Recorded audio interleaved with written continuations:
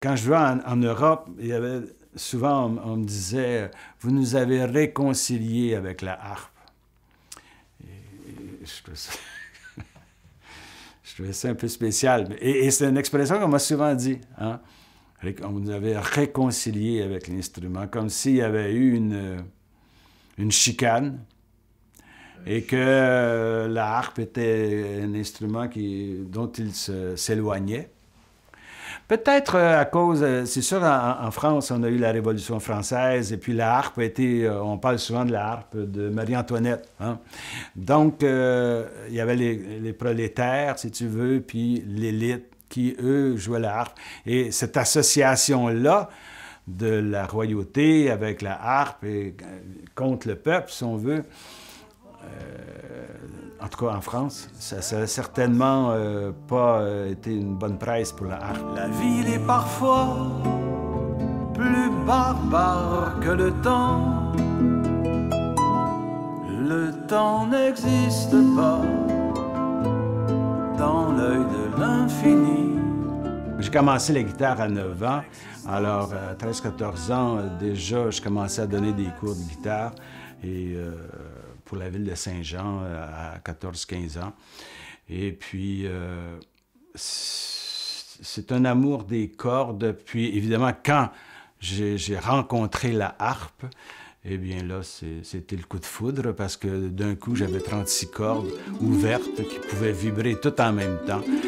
Et ça me passionnait. Il y a comme un schisme entre les chanteurs et le public. Hein? Maintenant, si tu chantes, il faut que tu ailles à Star Academy. Puis si tu n'y vas pas, tu n'es pas un chanteur. Tu restes chez vous et tu écoutes la TV. Alors, c'est un concept que, dans notre tradition québécoise, chacun avait sa chanson. Et puis, au jour de l'an, on chantait. À la fête, bon, chacun avait sa chanson, son petit numéro. Et moi, ma mère, par exemple, pour elle, chanter, c'était le paradis.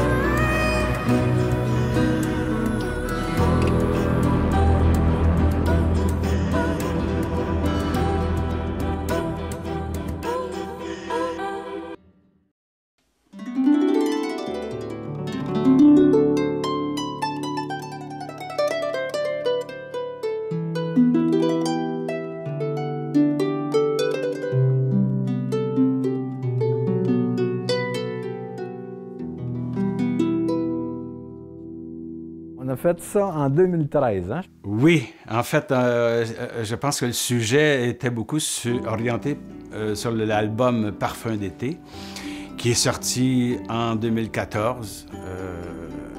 C'était le dernier CD qu'on a produit. Un très beau CD en passant. La pièce titre Parfum d'été, c'est une pièce qu'on répète en concert très souvent. Et puis c'est presque un hymne à l'union. C'est une pièce qui est souvent choisie pour les mariages, pour l'entrée de la mariée. Alors c'est une pièce qu'on va faire souvent en duo de harpe ou alors même en duo harpe et orgue. C'est tout à fait idéal pour les églises. On fait différentes salles, mais l'église est encore un lieu acoustique très efficace. Gisèle est organiste et harpiste. C'est pour moi une des plus grandes musiciennes au Québec. Jouer de l'orgue, ça reste... ça reste on parle de l'harpe qui est un instrument rare, mais l'orgue est un instrument rare et encore plus exigeant. Et te taper l'intégrale de Bach à l'orgue, c'est quelque chose. C'est du stock. Très souvent, on a la possibilité de donner des concerts en duo harpe et orgue. Et c'est des instruments qui se complètent merveilleusement bien. Pour le public, c'est très intéressant de redécouvrir la harpe, redécouvrir l'orgue et redécouvrir le phénomène acoustique de l'Église. Et on fait ça aussi avec un répertoire qui n'est pas trop sérieux. On a adapté beaucoup de musique sud-américaine avec ces instruments-là.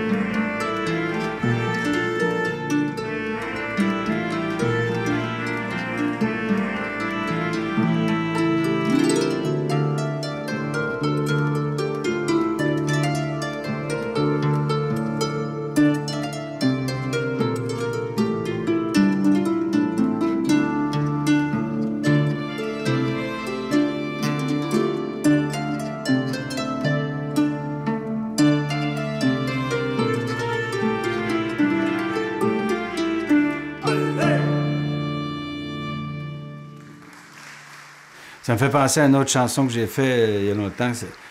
J'aimais beaucoup le refrain, ça disait « Ça urge de chanter, ça urge ». Parce que l'être humain est d'abord un souffle. Hein? Quand on est, on fait notre premier souffle. Après ça, on meurt avec notre dernier souffle.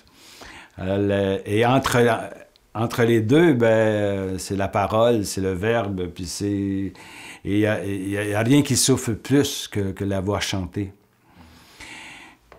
Et c'est fou comme les gens sont complexés un peu, puis ben, je les comprends.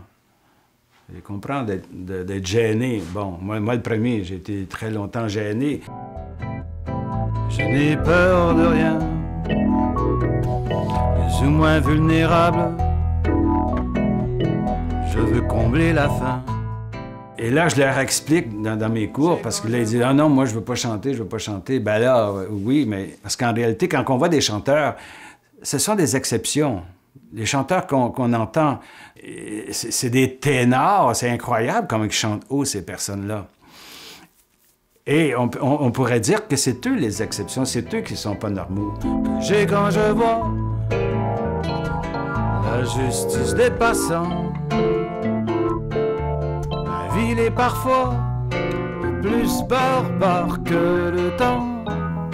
Les gens se comparent toujours à des êtres d'exception. Alors donc, il faut leur dire, non, non, ça, c'est eux qui sont pas normaux. Toi, t'es normal. Toi, tu peux chanter avec ta petite voix et y trouver un plaisir et intégrer la musique en toi pour être capable de, éventuellement, la reproduire sur un instrument.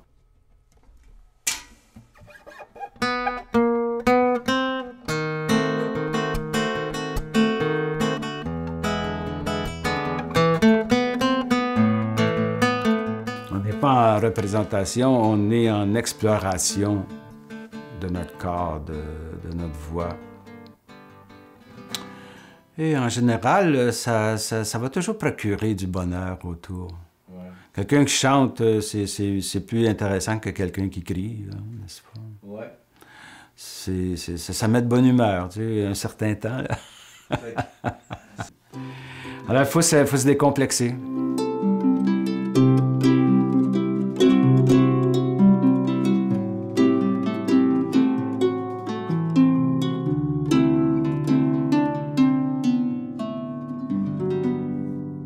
Derrière la composition instrumentale, il y avait souvent un texte qui arrête la mélodie, qui arrête le... Parce que quand vous partez d'une composition pure, musicale, eh bien, sky is the limit. Ça peut être 1 million de notes, ça peut être 1 million de rythmes. Mais si vous partez d'un texte, alors à ce moment-là, là, il y a un focus qui se fait. Et le texte impose.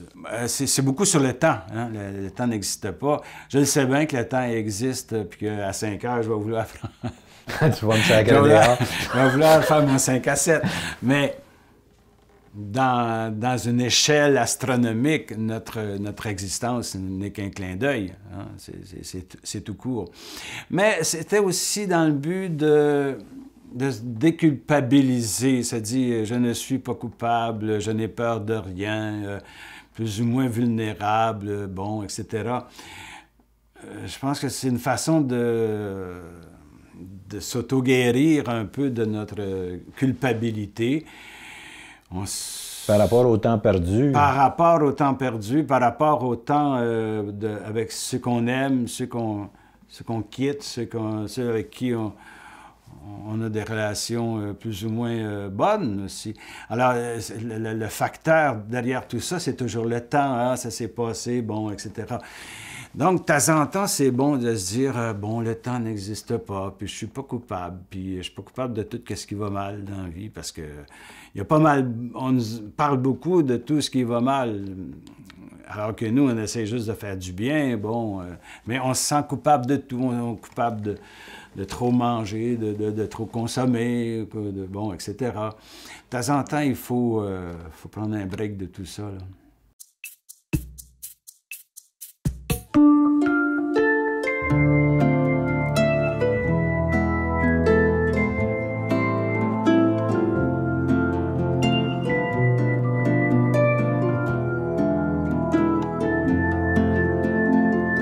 Je ne suis pas coupable et je n'ai peur de rien, plus ou moins vulnérable, je veux combler la faim que j'ai quand je vois la justice des passants. La ville est parfois plus barbare que le temps. Le temps n'existe pas dans l'œil de l'infini. Notre existence est un clin d'œil de galaxie. Le temps, s'il existait, il faudrait l'arrêter, le mettre en cage, le condamner, le crucifier.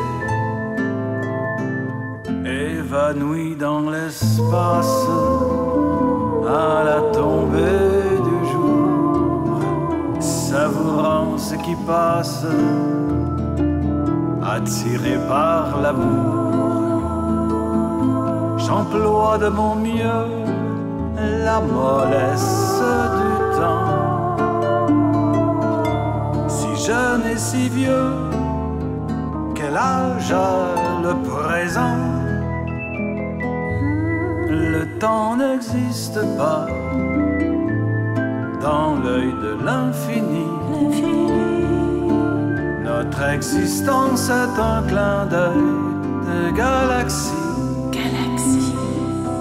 Le temps, s'il existait, il faudrait l'arrêter, le mettre en cage, le condamner, le crucifier. Ah, la douce vengeance, pour ces années perdues, à se demander, est-ce trop tôt, le terme est-il échu? La rivière court en nous, sans début ni fin.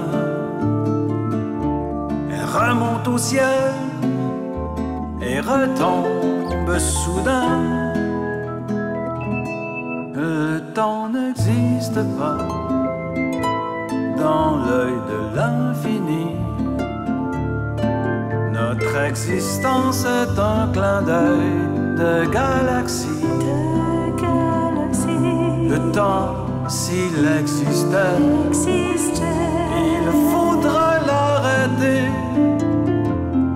le mettre en cage, le condamner, le crucifier.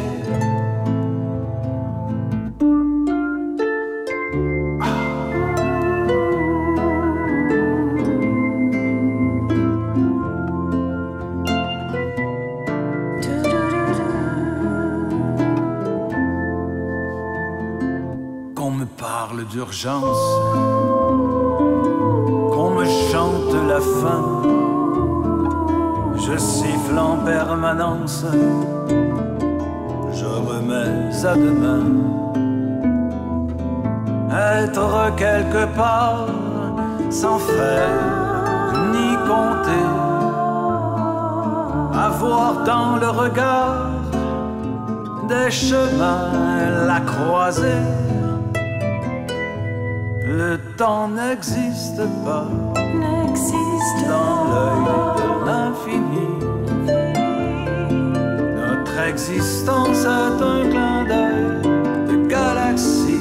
Oh, le temps n'existe pas dans l'œil de l'infini. Notre existence est un clin d'œil de galaxie. Oh, le temps n'existe pas dans l'œil de l'infini. Notre existence est un clin d'œil de galaxie. Oh, de galaxie n'existe pas dans l'œil de l'infini. Notre existence est un clin d'œil de galaxie. Oh, de galaxie n'existe pas dans l'infini. Notre existence est un clin d'œil. Et c'est un peu un souhait que j'ai toujours fait. C'est un moment donné, je vais faire juste un CD avec des chansons, mes chansons, ne serait-ce que pour les laisser à mes descendants. Parce que je pense que c'est des belles chansons qui m'ont aidé, parce que je les chante encore. Et je me dis, si j'ai encore du plaisir à les chanter, c'est parce que elles font partie de ma vie et elles m'ont aidé à vivre à quelque part, tu sais. Et je trouverais ça un peu triste qu'il demeure dans un tiroir. Alors, ne serait-ce que pour mes enfants ou mes petits-enfants, on dit « Ah, ça, c'est les chansons à grand-papa, là. Ça, c'est une chanson grand... » La chanson en amour, c'est, bon, comme son nom le dit, c'est très romantique, évidemment, mais ce que ça dit, c'est que ce soit une amourette ou un grand amour, c'est la plus joyeuse fête manigancée par la nature, en amour. Ouais, c'est bon. C'est bon d'être en amour.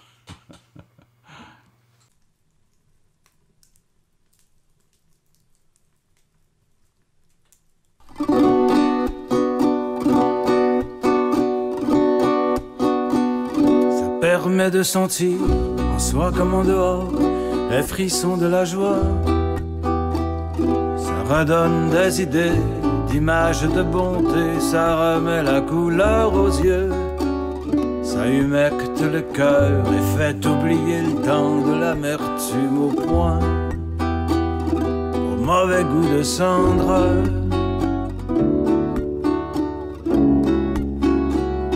Faut prendre quand ça passe, faut fleurir l'événement, faut se dire ça durera. Et serré dans tes bras, j'ai crié je t'aime, mais tu n'y croyais pas. Je sais, c'est pas comme ça, on passe, on reviendra, une chose à la fois. Mais j'ai mes rêves à moi.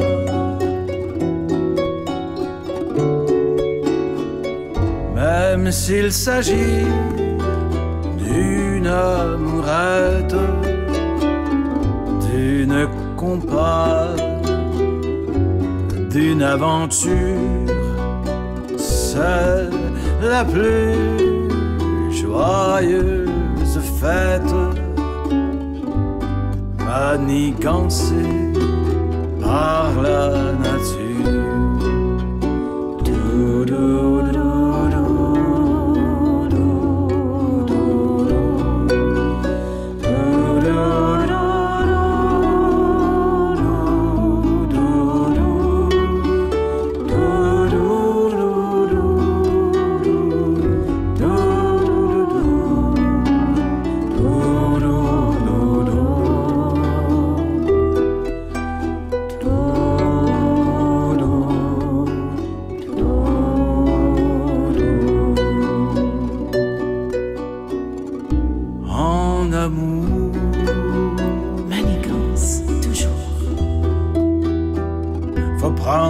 Quand ça passe, faut fleurir l'événement, faut se dire ça durera.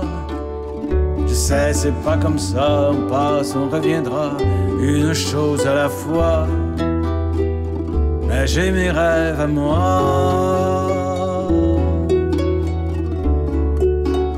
Même s'il s'agit d'une amourette, d'une compagne d'aventure, c'est la plus joyeuse fête, manigancée par la nature.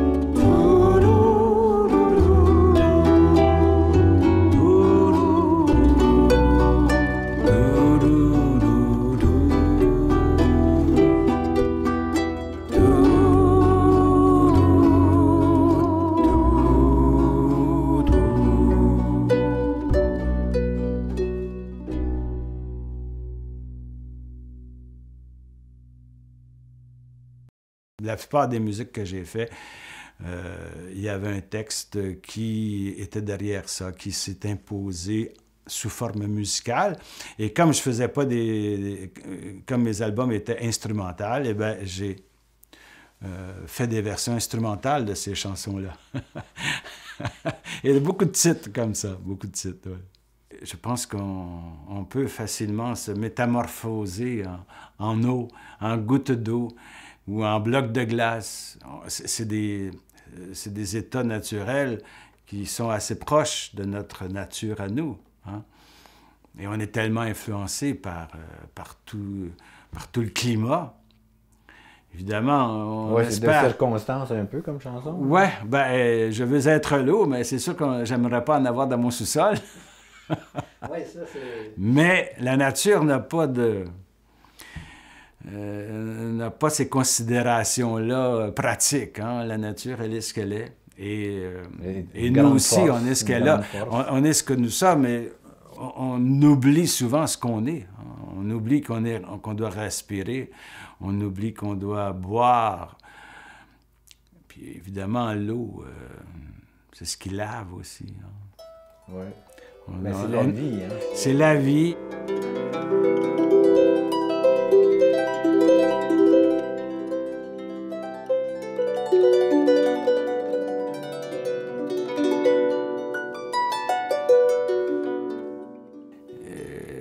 On est tenté de dire, ne perdez pas vos chansons.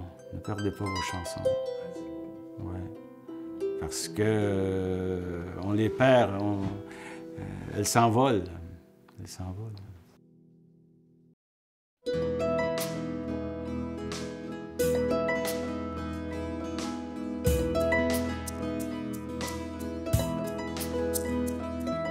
Je veux être l'eau, me faufiler dans la terre, source de ma planète, qui m'endure, couler vers la Chine, pleuvoir sur Kuujjuaq. Neiger puis m'englacer, neiger puis m'englacer.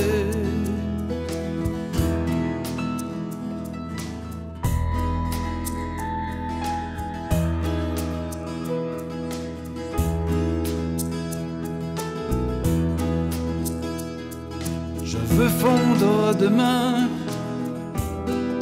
au soleil qui m'étreint, commande de ne pas agir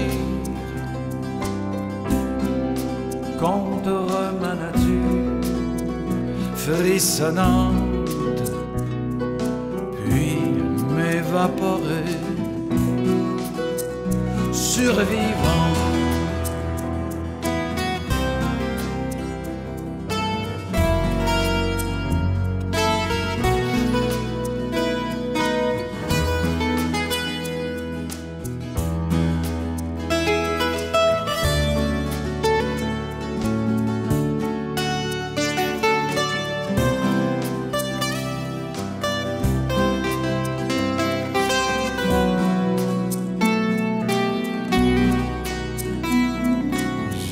Être l'eau, me faufiler dans la terre,